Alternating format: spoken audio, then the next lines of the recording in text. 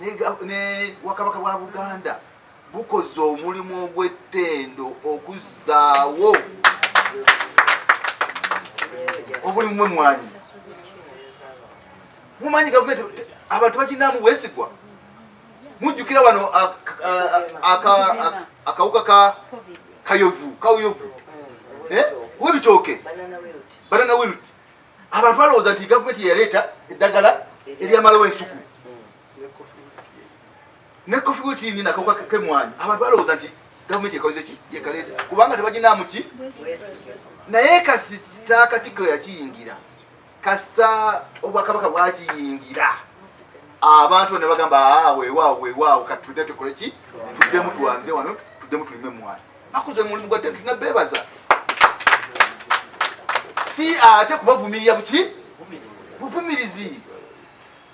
Ekiramu nakyo mulina okutegeera awaliwo abantu abadde bagamba ate ekyuma ky'emmwanyi lwaki bakitadde ntungamo lwaki bakitadde ntungamo. Nedda tumanyi nti Katikkiro waffe apanga era naye agenda kututeekera wano ekyuma mu Buganda ekisa era yerina okuba ki. Tukimanyi nti Buganda gavumenti eri mu nteekateeka yakulira kyuma ng'ekyeyokeddwa entungamo awangaali Ssaabasajja. Tukirungi nnyo banange tujja kulekuna ekikola ki okyanize n'okikubira engalo. Akati nga tudda ku UCDA yadde tugambye tuwagira okendeeza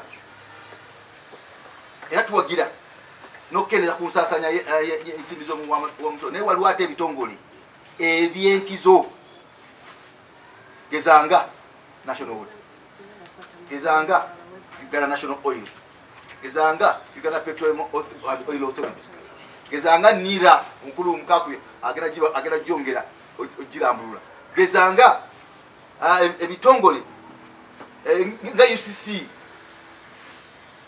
UCDA nakyo kiri mu tulwali erimu ebitongole ebyenkizo ebirina obukugu obw'enjawulo mu field eyo eya kofi. Era mu bimpimpi tugambye ensi tuwa amagezi gavumenti nti ensonga y'emmwanyi olw'enkizo yayo ekwatibwe nga oyiro. Mumanyi oyiro bwamkwase oyiro bamukutte bagamba nti ffe gavumenti tukirinaamu gundi ffe twagala bwagazi ki musolo. Era ne bateekawo regulator Uganda National Oil Corporation. Kati bano ba Sinoko bano ba Total bo ne babalekera emirimu gyabwe egy'okuvulubana wansi okusikayo amafuta ogasengeka bulungi n'ogatwala wabweru. Ye gavumenti eriza bulizi ki yeye enkola y'emu gye twagalamu emmwanyi. Tetwagala bantu ba gavumenti, tetwagala ba minisita, tetwagala bakulembeze mu gavumenti kwenyigira mu kulima mmwanyi, tetwagala benyigire mu kugisa nga bagezaako okukola kati, tetwagala benyigire mu kugi exportinga nga bagezaako okukola kati. Ekiriwo kati amazima gonna tegenda bakuvaayo tebagoogera. Waliwo abakungu abanene nnyo abaagala okuwamba kofi industry bw'emmwanyi kubanga ebyapenati byonna mubimanyi. Ebyapenati mwe mwabiraba.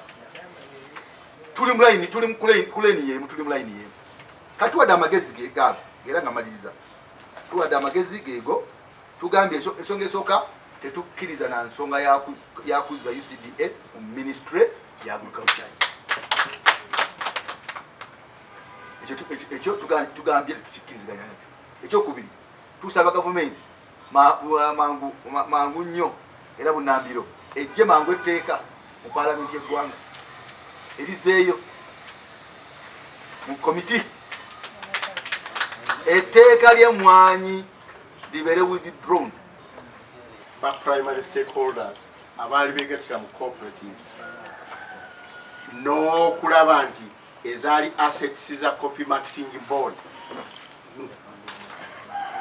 zitegeezebwa eggwanga we ziri teziriko n'okuyamba kati kubanga tugamba eggwanga lyavu naye ate ebintu assets ezo zikola ki n'essente account tekwamanya zafulizingibwa zitya fenga aba DP Bloc close ati neyo nayo nsonga ki nkulu bamemba ba parliament ne baminister ne president okugifocus ebitongole birabika okubanga bikanyonyonsi byo biveewo eggwanga lisobole okufissa ku ssente okukola ku bintu ebyenjawulo naye kimaze okweyoleka bulungi ate ekitongole ekya Ucda ekitwala ebyemwanyi wano ate kyo tekinyonyonta naye mpozi kiyingiza ssente ezisobola okukikolako ate n'okufissa naye omuganda agamba nti yali abujjedde okumusota bw'alaba omunya adduka tetuyinza kutalowooza ku bigendererwa bya gavumenti eno bulijjo ebitalibeera birambulukufu mu nkola y'emirimu era teboogera mazima ebiseera ebisinga obungi otunuulira ebigendererwa mu nsonga eno toyinza buteeraliikirira gavumenti etunuulira nnyo ebyenfuna by'abantu nga ekintu ekigyeraliikiriza singa wabaawo abantu bwe bafuna ensimbi ate pulezidenti w'eggwanga ne banne bafuna obweraliikirivu obw'ekitalo kubanduza tebaagala bantu balinamu lupiiya mu nsawo zaabwe kubanga gye wano ojja kulaba ebyennyanja ennyanja eyo gye mulaba nze ndi munnabuddu ate mbadde ku nnyanja mu bizinga mu buvubi ne mbutegeera bulungi nnyo abantu